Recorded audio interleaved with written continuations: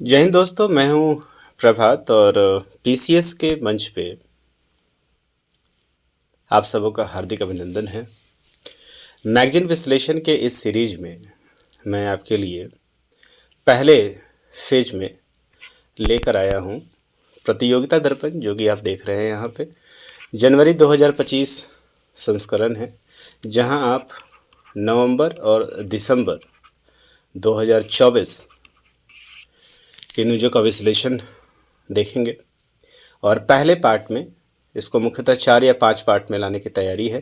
पहले पार्ट में हम यहाँ पे राष्ट्रीय खबरों के ऊपर चर्चा करेंगे, राष्ट्रीय खबर, फिर अंतर्राष्ट्रीय और followed by economical section and science and take.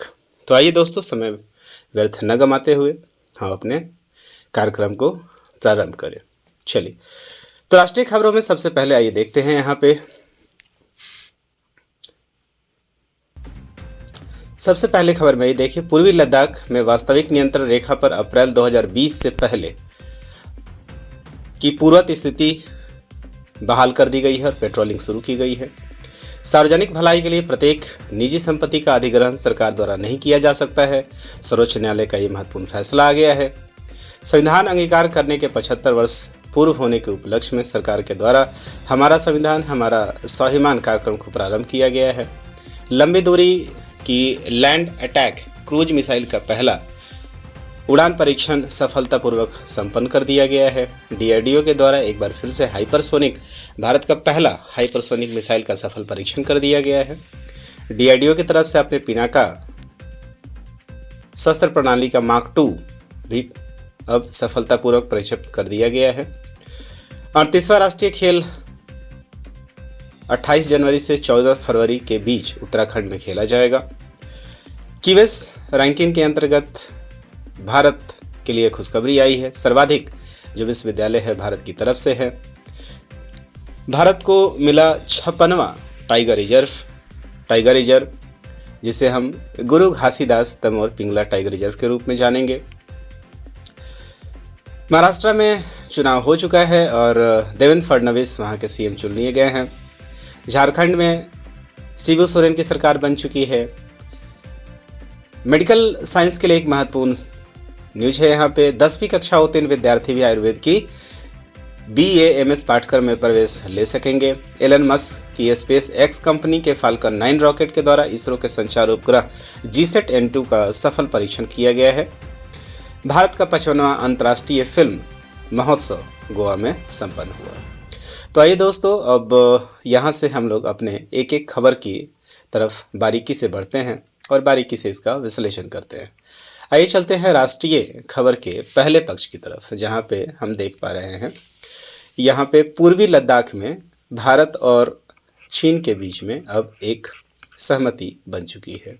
Bharat और चीन के बीच में आपको पता है कि विवाद लंबे अरसे से चल रहा है। इस विवाद का जो शुरुआत हुआ है हालिया कुछ दिनों में, डोकलाम से इसका शुरुआत हुआ था और डोकलाम के बाद आपने देखा कि पैंगसोलेक के पास जो विवाद हुआ 2020 में, उसके बाद अब विवाद गहरा चुका था और दोनों ही देशों के बीच में जो स्थितियां थी वो चरम पे आ चुकी है।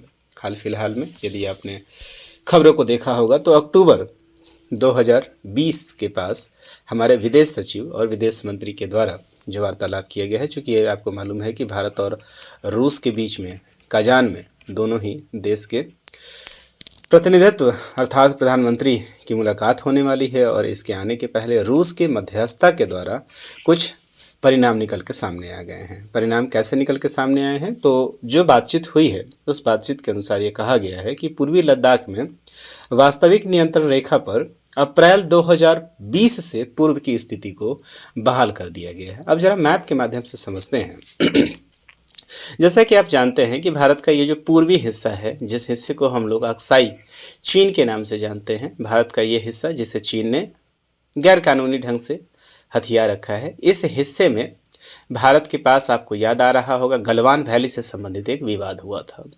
अभी तत्काल की स्थिति में भारत और चीन दोनों की सेनाएं इस लाइन के पीछे, जिसे हम LAC के नाम से जानते हैं, लाइन ऑफ एक्चुअल कंट्रोल के नाम से जानते हैं। दोनों ही तरफ भारत और चीन की सीमाएं बड़ी संख्या में अभी तैनात हैं। फिंगर 9 का विवाद भी आपको याद होगा। फिंगर 9 विवाद के अंतर्गत सभी ने देखा था कि किस तरीके से पेट्रोलिंग को लेकर विवाद हुआ था। जो अभी सहमति बनी है, अप्रैल 2020 से पूर्ववत स्थिति पे दोनों ही सेनाएं आ जाएंगी और इसकी शुरुआत भी कर दी गई है। यदि आज की न्यूज़ की माने तो ये कंप्लीट पीस, जिसको हम डी एक्सक्लेशन कहते हैं।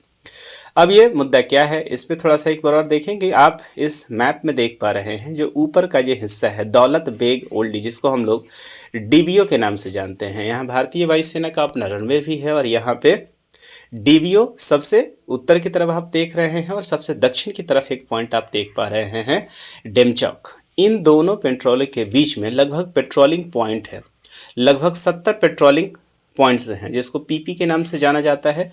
और इसी पेट्रोलिंग पॉइंट्स के बीच में दोनों ही सेनाएं पहले गश्त किया करती थी, पेट्रोलिंग किया करती थी, लेकिन ये बंद हो चुका था इस विवाद के बाद। दोनों सेनाओं में से कोई भी यहाँ पेट्रोलिंग नहीं कर पा रही थी और अंततः इस बात पे सहमति बन गई है कि भारत और चीन दोनों की सेनाएं अब यहाँ पे अपनी पेट्रोलिंग कर पाएंगी और इसके लिए कुछ टर्म्स ऑफ कंडीशन भी रखी गई है। यहाँ से दो नाम निश्चित रूप से सभी लोग याद करके रखेंगे, जिसे हम हॉट स्प्रिंग के नाम से जानते हैं। ये हॉट स्प्रिंग है। ऊपर का ये हिस्सा है, इसको हम लोग दीप सांगला प्लेन के नाम से जानते हैं, देपसांग कहते हैं इसे। इसी के बीच में अभी जो आपस में बातचीत हुई है उसके अनुसार दोनों ही सेनाएं अब पेट्रोलिंग करना इस पॉइंट पे शुरू कर दे रही हैं। दोनों ही सेनाएं यहाँ पे पेट्रोलिंग करेंगी। पेट्रोलिंग के अपने कुछ रूल्स हैं। इस रूल में 15-15 सेना के 15-15 जो सेना होंगे, 15 सैन्य जवान होंगे, अधिकारी होंगे, ये लोग यहाँ आके दोनों ही तरफ से पेट्रोलिंग की शुरुआत कर दी गई है। समय समय पे इसका विश्लेषण होगा और फिर समय आने पे इसमें और भी छूट होगी। हालांकि जो मुद्दा है कि दोनों ही सेनाएं पीछे हटे, लेकिन अभी तक जो खबरें मिली हैं उस खबरों के अनुसार ये स्पष्ट हो रहा है कि चर्चाएं जरूर हुई हैं, जो एक्टिविटी वो कम जरूर हुई हैं, लेकिन यहाँ पे अभी भी दोनों तरफ से सेनाओं का जमावड़ा पूरी तरीके से जमा हुआ है। इसका एक और कारण हो सकता है चूँकि अभी ठंडी आने वाला है और ये सारी की सारी घटनाएं अभी तक जो भी सेनाएं आके यहाँ जमी थी वो ठंड के दिनों में ही थी। तो यहाँ अब कोई भी देश एक दूसरे पर विश्वास करने को तैयार नहीं है। डी एक्सक्लेशन का न्यूज़ जरूर है, लेकिन सेनाएं अपने यथावत पोजीशन पे बनी हुई हैं। चलिए दूसरे खबर की तरफ चलते हैं। बहुत ही महत्वपूर्ण खबर यहाँ पे आप देख पा रहे हैं। सार्वजनिक भलाई के लिए प्रत्येक निजी संपत्ति का अधिग्रहण सरकार के द्वारा नहीं किया जा सकता है और ये सुप्रीम कोर्ट का बहुत ही निर्णायक फैसला यहाँ पे आ गया है। अब इसके बारे में विश्लेषण करने की आवश्यकता है। ये मुद्दा क्या है और कैसे इस मुद्दे का जिक्र यहाँ पे हुआ है, इस बात को समझना जरूरी है यहाँ पे। तो हाल फिलहाल में आपको याद आ रहा होगा 1978 में सुप्रीम कोर्ट का ही एक फैसला था और उस फैसले के अंतर्गत ये बताया गया था। 1977 में बेसिकली एक विवाद था। 1977 में एक फैसला दिया गया था और उस केस को हम लोग जानते हैं। केंद्र राज्य सरकार एक तरफ थी, हमारे पास केंद्र राज्य सरकार थी और दूसरी तरफ थी यहाँ पे कर्नाटक की सरकार। और इस समय एक फैसला आया था और ये केस था रंगनाथ रेड्डी मामला, इसे कहा जाता है, 1977 में। और इस समय जस्टिस कृष्णन अय्यर ने अपने एक फैसले में कहा था कि जनहित में बंटवारा करने के लिए संविधान का अनुच्छेद 39B, इसके तहत राज्यों को निजी स्वामित्व वाली सभी संपत्तियों के अधिग्रहण का अधिकार होगा। ठीक है, ये कब का मामला है? तो 1977 का ये केस है। 1978 में ये डिसीजन आ गया था और वहाँ पे ये बताया गया था कि राज्य यदि कोई जनहित का काम कर रही है तो वो किसी निजी संपत्ति को अपने इस काम के लिए ले सकती है, अधिग्रहण उसका कर सकती है। और ऐसे में जो मूल व्यक्ति है जिसका ये ज़मीन है उसके ऊपर वो अधिकार नहीं होगा कि उसको वो रोक पाए। लेकिन अभी हाल फिलहाल में एक बार फिर से एक केस सामने आया है और इस केस के अंतर्गत सुप्रीम कोर्ट ने अपने इस 4 दशक पुराने फैसले को पलट के रख दिया है। ठीक है, पलट के कैसे रख दिया है? तो उन्होंने एक बार फिर से इस मामले की सुनवाई के लिए 9 न्यायाधीशों का एक पीठ बैठा था और इस पीठ ने अंततः ये फैसला सुनाया है, जो फैसला अभी हाल फिलहाल में 5 नवंबर 2024 को आया है। 5 नवंबर 2024 के अपने इस फैसले में जिस पीठ को हेड कर रहे थे खुद सीजीआई जस्टिस चंद्रचूड़ और उनकी 9 बेंच और 7-2 से ये फैसला आया है।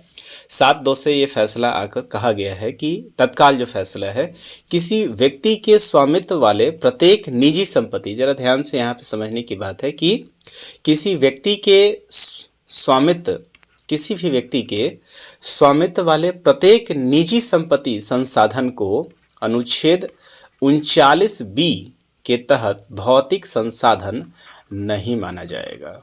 ठीक है, भौतिक संसाधन उसे नहीं कहा जाएगा। तो यहाँ पे अब स्पष्ट है कि सार्वजनिक भलाई के लिए यदि ऐसा कोई सार्वजनिक भलाई और प्रत्येक निजी संपत्ति का अधिग्रहण सरकार के द्वारा नहीं किया जा सकता है, अर्थात इसमें सुप्रीम कोर्ट सुनवाई कर सकती है और करेगी और ज़रूरतमंदों को यहाँ पे उसके फेवर में भी डिसीजन आ सकता है। तो यहाँ से पॉलिटी के लिए एक बहुत ही निर्णायक ये डिसीजन है। फंडामेंटल राइट के अंदर हम लोगों ने देखा था कि संपत्ति के अधिकार को बाद में ट्रांसफ़र कर दिया गया था, है ना, और 39B अभी न्यूज में है।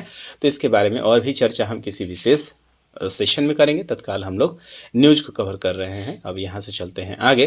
तो यहाँ जो जानने वाली बात है हमारे लिए फंडामेंटल राइट्स, जहाँ पे आपको याद आ रहा होगा फंडामेंटल राइट्स जो कि हमारे लिए संविधान के भाग 3 के अंदर आता है और जहाँ पे हम लोग आर्टिकल 36 से लेकर 51 के बीच में हम लोग 12 से लेकर 35 के बीच में, माफ़ कीजिएगा, 12 से लेकर 35 के अंतर्गत हम लोग इस चीज़ को देखते हैं।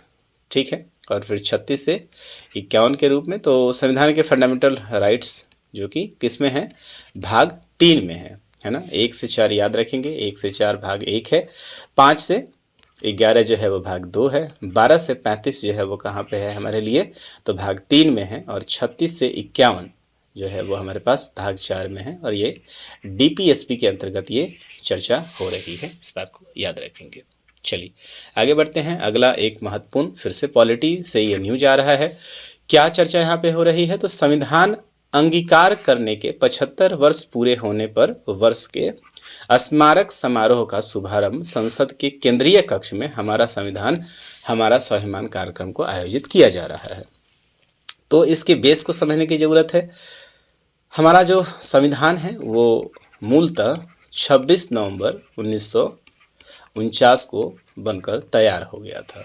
और जब हम लोग प्रस्तावना पढ़ते हैं तो हम लोग जब कहीं भी तो वहाँ पे देखते हैं कि हम भारत के लोग, और यहाँ पे 3 शब्दों की व्याख्या की जाती है, जहाँ पे हम देखते हैं कि जो संविधान सभा के द्वारा इस संविधान को क्या किया गया है, अंगीकृत किया गया है ना, आत्मार्पित किया गया है, अंगीकृत किया गया है और उसे आत्मार्पित किया गया है। ठीक है, तो 26 नवंबर 1949 को संविधान बनकर तैयार हो गया था। हालांकि इसे 26 जनवरी 1950 को लागू किया गया। और आपको याद आ रहा होगा कि 26 नवंबर को हाल ही में एनडीए सरकार जब आई थी तो 2015 में 26 नवंबर को संविधान दिवस के रूप में भी मनाने की बात कही गई थी। तो 1949 से लेकर आप 26 नवंबर 2024 की यदि हम बात करें तो ये 75 वर्ष अब हमारे पूरे हो चुके हैं। और यहाँ से जो है हम लोग अब अमृत काल में प्रवेश कर चुके हैं, जो कि हमारा देश जो है आगे शताब्दी वर्ष अपने स्वतंत्रता की मनाएगी। तो संविधान के अंगीकार करने के 75 वर्ष पूरे हो चुके हैं, अर्थात 1949 से लेकर 2024 तक जो 75 वर्ष पूरे हुए हैं। इसी के समारोह में, इसी के सम्मान में संसद के द्वारा एक कार्यक्रम का आयोजन किया गया है, जिसे हम लोग हमारा संविधान हमारा स्वाभिमान कार्यक्रम के रूप से जान रहे हैं। यहाँ कुछ और भी बात जानने के लिए है, और जानने के लिए है कि इस जो कार्यक्रम है, इस कार्यक्रम के अंतर्गत 4 स्तंभों का जिक्र किया गया है। 4 स्तंभ कौन कौन से हैं, तो पहले स्तंभ के रूप में बताया गया है कि इसका प्रस्तावना, प्रेम्बल। दूसरा जो स्तंभ रहेगा इसका वो है संविधान को जाने, है ना, संविधान को जाने की बात कही गई है। तीसरा जो होगा संविधान का निर्माण किस तरीके से हुआ है उसके लेकर अवेयरनेस फैलाई जाएगी। और चौथा जो है उसे हम लोग कहते हैं नाम दिया गया है संविधान की महिमा का उत्सव। संविधान की महिमा का उत्सव का चर्चा यहाँ पे महिमा का उत्सव यहाँ पे चर्चा किया जा रहा है।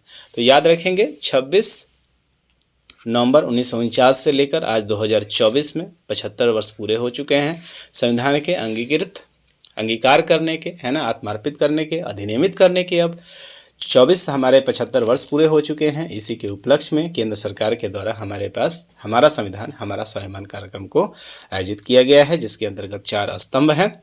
साथ ही साथ ये भी बताया गया है कि 14 जो अप्रैल है ना, 14 अप्रैल है जो डॉक्टर अंबेडकर की जयंती होगी, 14 अप्रैल, इसे भी 14 अप्रैल 2025 से एक पखवाड़ा शुरू किया जाएगा, एक विशेष पखवाड़ा का आयोजन किया जाएगा। और इसके अंतर्गत हमारे चूँकि संविधान निर्माता डॉक्टर भीमराव अम्बेडकर को कहा जाता है, तो उनके ही जन्म दिवस जो कि 14 अप्रैल उनका जन्म दिवस है, उनसे लेकर वहाँ से एक पखवाड़ा शुरू किया जाएगा जहाँ संविधान के प्रति अवेयरनेस को फैलाया जाएगा। इनके प्रमुख बिंदुओं को इन 4 स्तंभों के अंतर्गत बताया जाएगा। अगले खबर की तरफ चलते हैं, और ये जो खबर आ रहा है हमारे लिए रक्षा क्षेत्र से आ रहा है।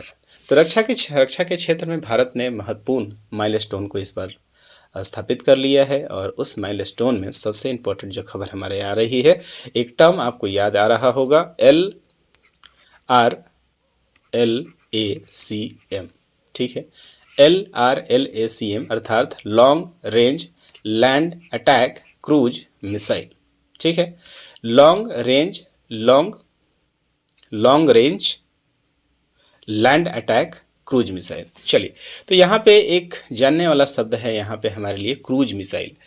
तो मिसाइल के अपने पाथ के आधार पे कई प्रकार में बांटा गया है, उसके पाथ के आधार पे।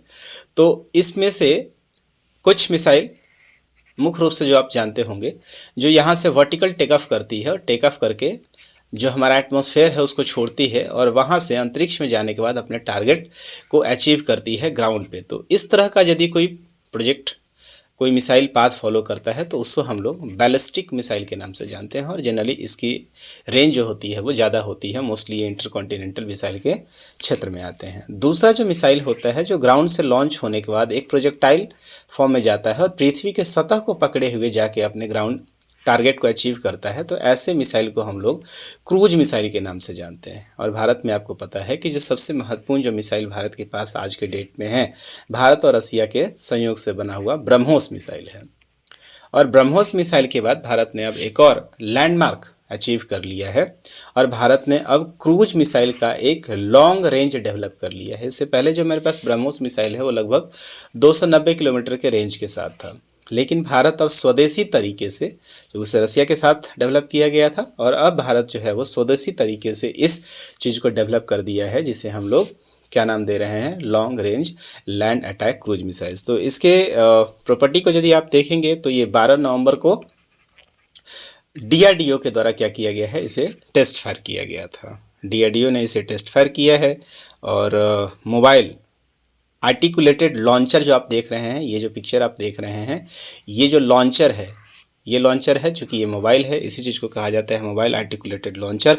उड़ीसा के तट पे इसको लॉन्च किया गया है, चांदीपुर से लॉन्च किया गया है, और इसकी जो रेंज है, जो मारक क्षमता है, वो 1000 किलोमीटर है।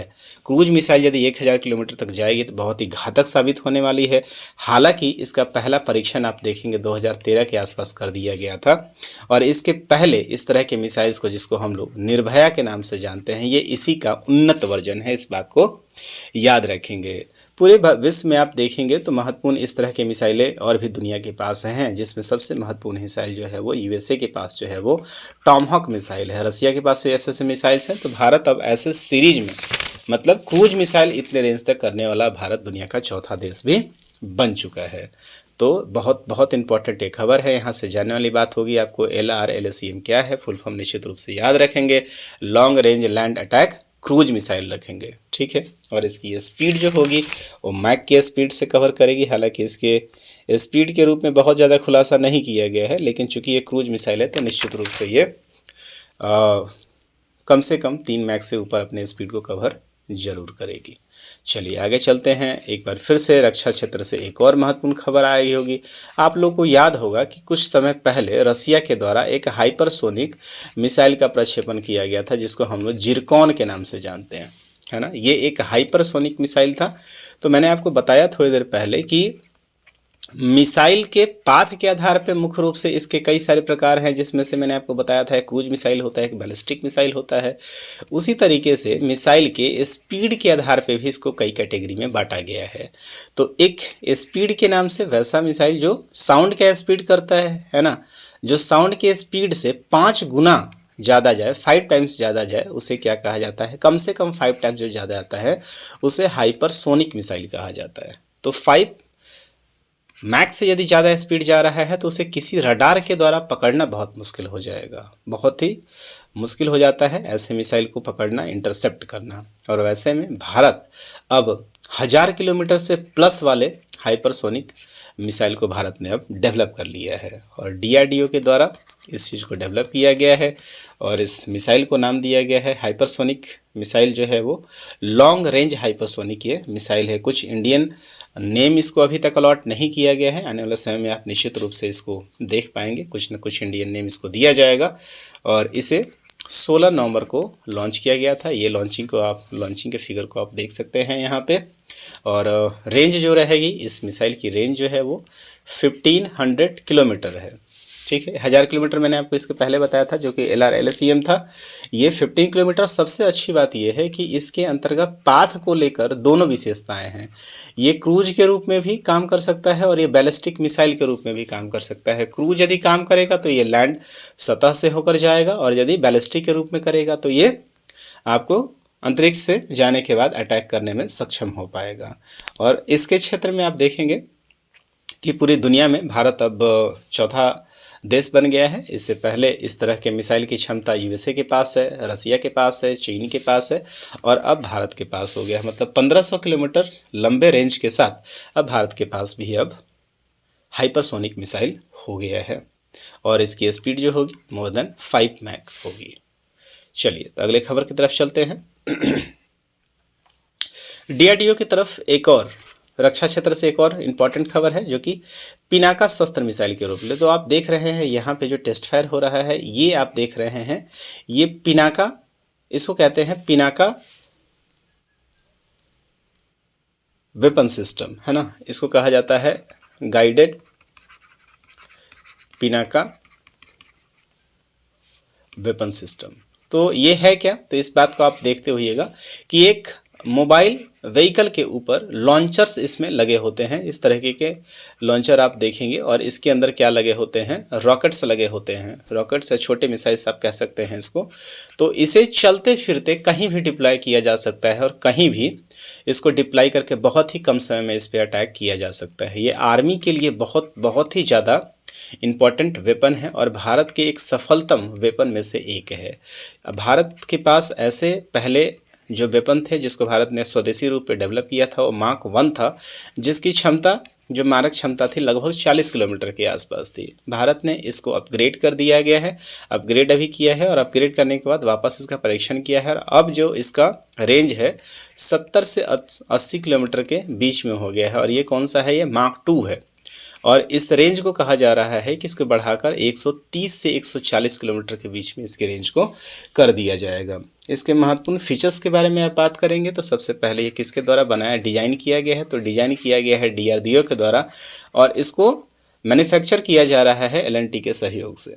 मल्टी बैरल रॉकेट सिस्टम इसमें कहते हैं। मल्टी बैरल इसलिए क्योंकि जो इसका एक बैरल है इसमें मल्टी रॉकेट्स आप एक साथ लॉन्च कर सकते हैं। जो इसकी क्षमता है, जो नए वाले की क्षमता है, वो 44 सेकेंड में 12 रॉकेट को एक साथ ये दाग सकता है। मार्क 2 है ये और L&T के सहयोग से इसको बनाया है। और सबसे इम्पॉर्टेंट बात यह है कि ये सबसे ज़्यादा एक्सपोर्ट भारत की तरफ से जो रक्षा में क्षेत्र में जो प्रयोग किए जा रहे हैं उसमें एक्सपोर्ट किया जाता है और आर्मेनिया ने ऑलरेडी इसे परचेज किया हुआ है। आर्मेनिया के पास ऑलरेडी भारत ने इसको एक्सपोर्ट किया है और इसके अलावा डिफेंस के प्रमुख निर्माता, डिफेंस के क्षेत्र में प्रमुख निर्यातक देश फ्रांस भी अब इसके बारे में सोच रहा है। ये बहुत बड़ी बात है।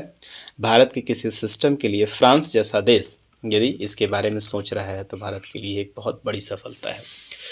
तो हम लोगों ने देखा कि पिनाका मल्टी बैरल से है। इसमें ध्यान देने वाली बात यह है कि DRDO का डिजाइन किया हुआ है, LNTS से बनवाया जा रहा है। मार्क 1 40 किलोमीटर है और मार्क 2 जो कि 80 किलोमीटर के रूप में आप देखेंगे। ठीक है, अगले और फ्रांस जो है वो लेने के लिए विचाराधीन है। चलिए आगे देखते हैं, अगले खबर की तरफ हम लोग चलते हैं। और अगले खबर में हम लोग देखें तो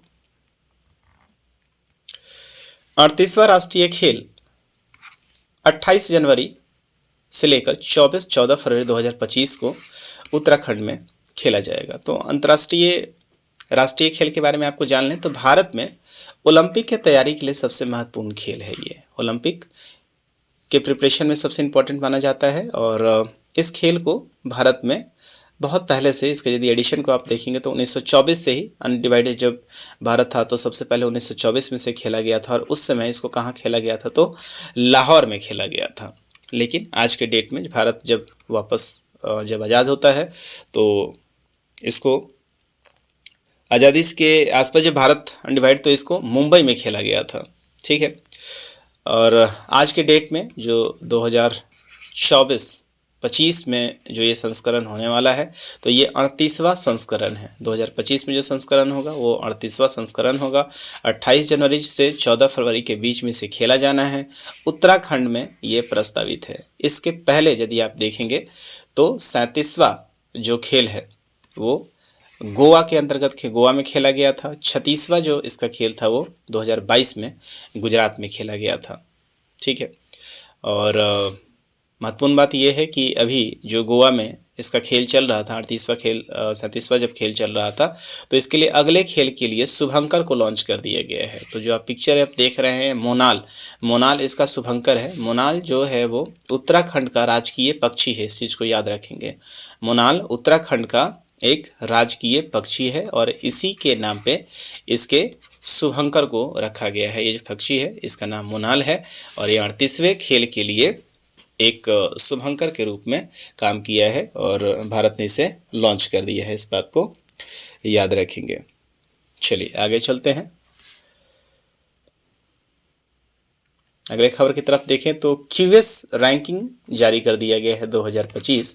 तो QS रैंकिंग आपको पता है कि एक इम्पोर्टेंट रैंकिंग है जो कि लंदन स्थित एक संस्था के द्वारा जारी किया जाता है और ये एशिया के विश्वविद्यालयों के लिए एक रैंकिंग है जो कि अंतर्राष्ट्रीय रैंकिंग है। इस रैंकिंग में भारत के लिए एक अच्छी बात यह है कि भारत पूरे एशिया भर में सर्वाधिक विश्वविद्यालय की रैंकिंग के लिए चयन होने वाला देश बन गया है। भारत की तरफ से जो कुल सम्मिलित किए गए हैं विश्वविद्यालयों को जो जगह मिली है, कुल मिला के भारत की तरफ से 162 विश्वविद्यालय को जगह मिली है इस रैंकिंग में। इम्पॉर्टेंट बात यह है।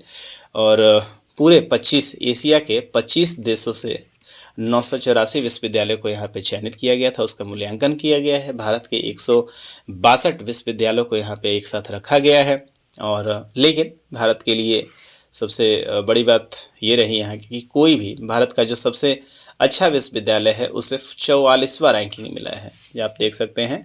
IIT दिल्ली जो कि सबसे टॉप पे रहा है उसका रैंकिंग जो है वो 44 है और स्कोर 75.4 है। और 48वें स्थान पे IIT बॉम्बे है जिसकी रैंकिंग 73 है। इसके अलावा आप देख सकते हैं मद्रास है, खड़गपुर है, कानपुर, बहुत सारे हैं। और एशिया में जो टॉप पे रहा है वो रहा है पेकिंग यूनिवर्सिटी जो कि चीन में है और इसे 100 स्कोर मिला है, मतलब 100% आउट ऑफ 100 मिला है। दूसरे नंबर पे है यहाँ पे हांगकांग यूनिवर्सिटी जिसे 99.7 मिला है और तीसरे नंबर पे है वो है सिंगापुर की university, national university of Singapore. तो ये यूनिवर्सिटी की रैंकिंग है। हालांकि यहाँ से प्रश्न बहुत ज़्यादा आप देखेंगे नहीं, लेकिन फिर भी एक महत्वपूर्ण एक रैंकिंग है, इसको बस ग्लांस कर सकते हैं, उससे ज़्यादा की ज़रूरत नहीं है। बहुत मोस्ट इम्पॉर्टेंट क्वेश्चन आप इसे कहेंगे। तो टाइगर रिजर्व की आप बात कर रहे हैं। आपको याद आ रहा होगा कि सन 1973 में भारत में मिशन टाइगर को स्टार्ट किया गया था। ठीक है, और मिशन टाइगर के बाद भारत में बड़े स्तर पर टाइगर रिजर्व बनाने की बात कही गई थी। आप ये पिक्चर देख पा रहे हैं। सबसे पहला जो टाइगर रिजर्व भारत में बना था वो कहाँ बना था तो असम के मानस में बना था। मानस टाइगर रिजर्व जिसे 1973 से लेकर 1974 के बीच में रखा गया था। तो आज 74 से लेकर आज चल रहा है 24। तो इस पिछले इस लगभग इस 50 वर्षों के सफ़र में आप देखेंगे भारत में अब 56वां टाइगर रिजर्व भारत को अब मिल चुका है, इसे अधिसूचित कर दिया गया है। तो छत्तीसगढ़ का ये गुरु घासीदास तिमोर पिंगला टाइगर रिजर्व को 56वें टाइगर रिजर्व के रूप में यहाँ पे घोषित किया गया है। आप इस मैप को देख सकते हैं। तो ये जो है, ये हिस्सा जो बॉर्डर पे आप देख रहे हैं, ये मध्य प्रदेश आप देख रहे हैं, यहाँ झारखंड है, ये हिस्सा आप देख रहे हैं आंध्र प्रदेश, और यहाँ पे आप देख रहे होइएगा छत्तीसगढ़ को। ठीक है, तो इसी बॉर्डर पे आप देख पा रहे हैं जिसको हम लोग गुरु घासीदास पिंगला टाइगर रिजर्व के रूप में नामित किया गया है, और ये भारत का 56वां टाइगर रिजर्व होगा। ठीक है, हो चुका है, होगा नहीं, ये हो चुका है। और यहाँ से जानने वाली बात ये है कि पहला जो टाइगर रिजर्व है वो है मानस, और सर्वाधिक जो टाइगर रिजर्व की आप बात करें हैं तो मध्य प्रदेश के पास जो है वो सर्वाधिक टाइगर रिजर्व है, जिसकी संख्या आप देख पा रहे हैं यहाँ पे 7। सर्वाधिक जो संख्या है यहाँ पे मध्य प्रदेश के पास है 7 जो है वो। और दूसरे नंबर पे आप देखेंगे तो महाराष्ट्र में 6 टाइगर रिजर्व आपको देखने को मिल जाता है। तो इस प्रकार से भारत में 56 टाइगर रिजर्व हो चुके हैं। बिहार की यदि हम लोग बात करें तो बिहार में एकमात्र टाइगर रिजर्व तत्काल है, जिसे हम लोग वाल्मीकि टाइगर रिजर्व के रूप से जानते हैं। और इसमें इम्पॉर्टेंट बात यह है कि बिहार की तरफ से जो टाइगर रिजर्व है उसका उद्घाटन उससे कब लाया अस्तित्व में आया था, तो वो 1989 से लेकर 90 के बीच में इसे अधिसूचित किया गया था। चलिए आगे बढ़ते हैं। और अब पॉलिटी में इलेक्शंस के लिए हैं, और इस सत्र में आपको याद होगा कि 2 महत्वपूर्ण विधानसभा के चुनाव हुए हैं। इस विधानसभा में एक जो चुनाव हुआ था वो महाराष्ट्र का हुआ था। मच अवेटेड जो इलेक्शन था महाराष्ट्र का अंततः संभव हुआ। एक तरफ आप देखेंगे कि शिव शिंदे गुट हुआ करते थे यहाँ पे, और दूसरी तरफ आप देखेंगे कि शिवसेना, आपको याद आ रहा होगा कि यहाँ पे 2 धड़ें बट गई थी। मुंबई की तरफ से, महाराष्ट्र की तरफ से इस विधानसभा में आप देखेंगे कि 15वीं विधानसभा है। महाराष्ट्र का जो इलेक्शन हुआ है वो 15वां विधानसभा का इलेक्शन हुआ है, जहाँ पे विधानसभा की जो कुल सीटें थी 288 थी, आप देख पा रहे हैं यहाँ पे। तो एनडीए गठबंधन यहाँ पे सरकार बनाने में कामयाब हो गई, और बहुत बड़ी जीत कहेंगे आप इसे। यहाँ पे कुल 288 सीटों में से 234, यहाँ पे 2 प्रमुख पार्टियां थी जिसको हम लोग जो गठबंधन कहेंगे महायुति गठबंधन, और दूसरी तरफ थी यहाँ पे महाविकास अखाड़ी गठबंधन। तो 234 सीट, जिसके अंतर्गत भारतीय जनता पार्टी, शिवसेना की शिंदे ग्रुप थी और अजीत पवार थे, इन सबों ने मिलकर 234, मतलब एक तरफा आप कहें कि इसको जीत लिया है। और दूसरी तरफ जो शिवसेना के उद्धव ग्रुप थे, तो इनको केवल आप देखेंगे 50 सीट पे ही संतोष करना पड़ा है। तो महाविकास अखाड़ी तो सीधे ही आप कहेंगे कि वन साइडेड यहाँ पे जीत हो गई है, महाराष्ट्र की जनता ने वन साइडेड जीत दी है, और इसके जो सीएम बन गए हैं वो देवेंद्र फडणवीस एक बार फिर से दोबारा से, हालांकि पिछले गुट में नहीं थे, लेकिन अब ये देवेंद्र फडणवीस यहाँ के सीएम बन चुके हैं। बहुत ही ज़्यादा विवादों में रहा इस बार झारखंड में भी इस बार इलेक्शन रहा। झारखंड में आपने देखा कि राजनीतिक किस तरीके से घटना चक्र चला। हेमंत सोरेन जेल गए थे, इस्तीफा दिए, जेल गए। चंपई सोरेन को आपने देखा, उनको मुख्यमंत्री से हटाया गया और वो जुड़ के फिर कहाँ चले गए, बीजेपी में जाके शामिल हो गए। लेकिन फिर भी यहाँ पे आप देखेंगे बीजेपी को बहुत ज़्यादा फ़ायदा यहाँ पे नहीं मिला, और अंततः आप देखेंगे कि झारखंड में एक बार फिर से जेएमएम की सरकार जो है वो बनकर तैयार हो गई। यहाँ पे कुल जो सीटें थी 81 थी, 81 विधानसभा सीटों पे यहाँ पे इलेक्शन लड़ा गया, जहाँ पे आप देखेंगे कि 56 सीटें, बहुत बड़ी संख्या में आप देखेंगे कि यहाँ पे जेएमएम, जिसको झामुमो कहते हैं, झारखंड मुक्ति मोर्चा के नाम से जिसको जानते हैं, कांग्रेस, आरजेडी और सीपीआई-एमएल, इन सबों ने एक साथ मिलके 81 में से 56 सीटों के ऊपर बहुत बड़ी जीत दर्ज की है। वहीं पे एनडीए लेड जो भाजपा गठबंधन थी, एनडीए जो गठबंधन यहाँ पे काम कर रहा था, जिसमें भाजपा, जदयू, आजसू और अन्य पार्टियाँ थीं, इन लोगों को केवल 24 सीटों से ही संतोष करना पड़ा है। और इस तरीके से हेमंत सोरेन झारखंड के चौथी बार इन्होंने मुख्यमंत्री का शपथ अब ले लिया है। तो यहाँ से जाने वाली बात जो हमारे पास परीक्षा के दृष्टिकोण से आप देखेंगे तो विधानसभा में कुल मिला के कितनी सीटें थी, 81 सीटें थी। महाराष्ट्र में 288 सीटें थी। यहाँ पे जो इलेक्शन में हेमंत सोरेन यहाँ का सीएम बन गए हैं और देवेंद्र फडणवीस जो है वो महाराष्ट्र का सीएम बन गए हैं। आगे देखते हैं शिक्षा के दृष्टिकोण से यदि आप देख रहे हैं तो बहुत ही इंपॉर्टेंट खबर है, जहाँ पे 10वीं कक्षा उत्तीर्ण विद्यार्थी भी आयुर्वेद में BAMS पाठ्यक्रम में प्रवेश ले सकेंगे। ये बिल्कुल ही नया है। तो जो भी विद्यार्थी 10वीं पास कर चुके हैं या 10वीं पास करेंगे तो वो नीट के माध्यम से अब एंट्रेंस देकर आयुर्वेद की शिक्षा के लिए एक नए तरीके की शिक्षा, आप इसको कहेंगे कि आयुर्वेद के शिक्षा के लिए अब भारत की तरफ से BAMS में अब प्रवेश ले सकेंगे। ठीक है, ये बहुत बड़ी बात है और इस चीज़ को जो हैंडल करता है उसे हम लोग क्या कहते हैं, NCISM। ठीक है, national commission of Indian system of medicine. और इसके लिए क्या क्लॉज रखे गए हैं, तो ये है कि ये जो पूरा कार्यक्रम है वो 7.5 वर्ष का कार्यक्रम है। यहाँ पे पूरा 7.5 वर्ष का कार्यक्रम है, जहाँ पे बच्चों को 2 वर्ष का प्री आयुर्वेद की पढ़ाई कराई जाएगी। बच्चे जब नीट की परीक्षा करके प्रत्येक राज्य में 2 क्या किया जाएगा, आयुर्वेद गुरुकुलम को स्थापित किया जाएगा। आयुर्वेद गुरुकुलम को स्थापित, इसका नाम आयुर्वेद गुरुकुलम होगा। 2 आयुर्वेद गुरुकुलम को स्थापित किया जाएगा और इस संस्थान में बच्चे जो नीट से आएंगे उसको सीट डिसाइड किया जाएगा और उसके आधार पे इनका एडमिशन होगा। यहीं पे बच्चे गुरुकुल की तरह यहीं रह के इनको पढ़ना है और 7.5 साल के बाद यहाँ पे डिग्री मिलेगी।